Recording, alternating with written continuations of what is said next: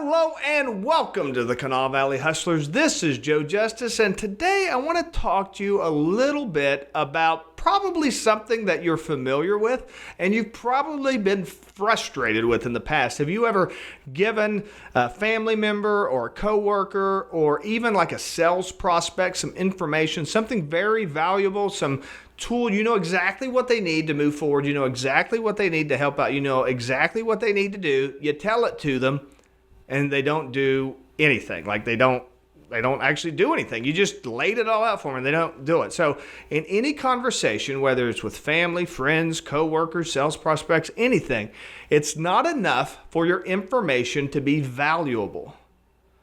People only act on information when it's meaningful to them.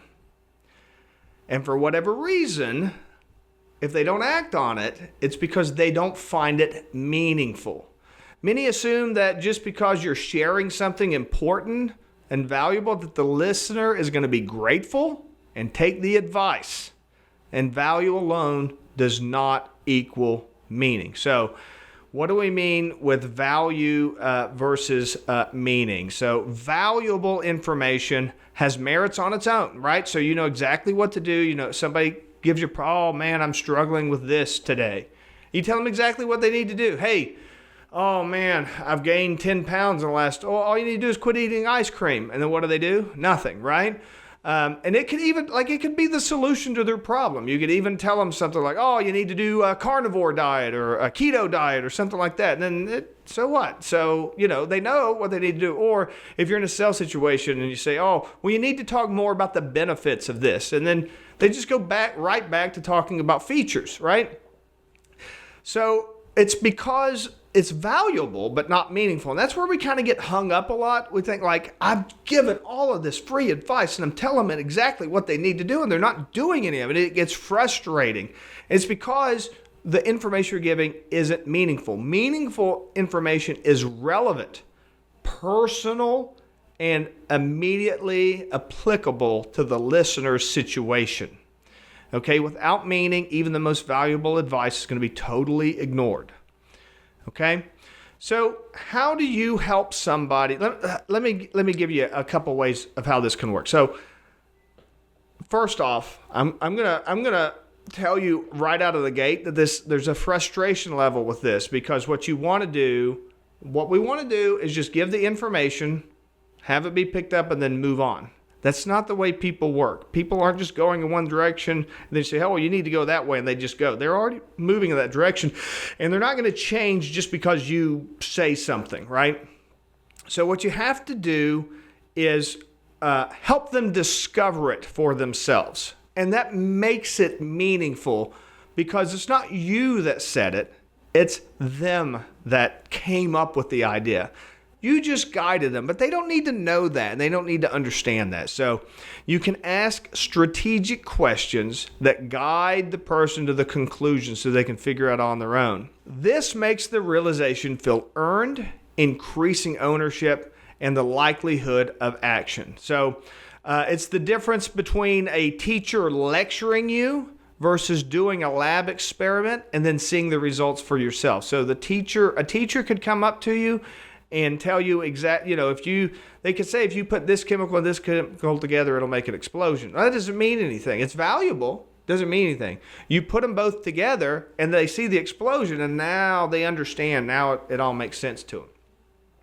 Another way that's very important and that I don't think people spend enough time talking about is to show and don't tell.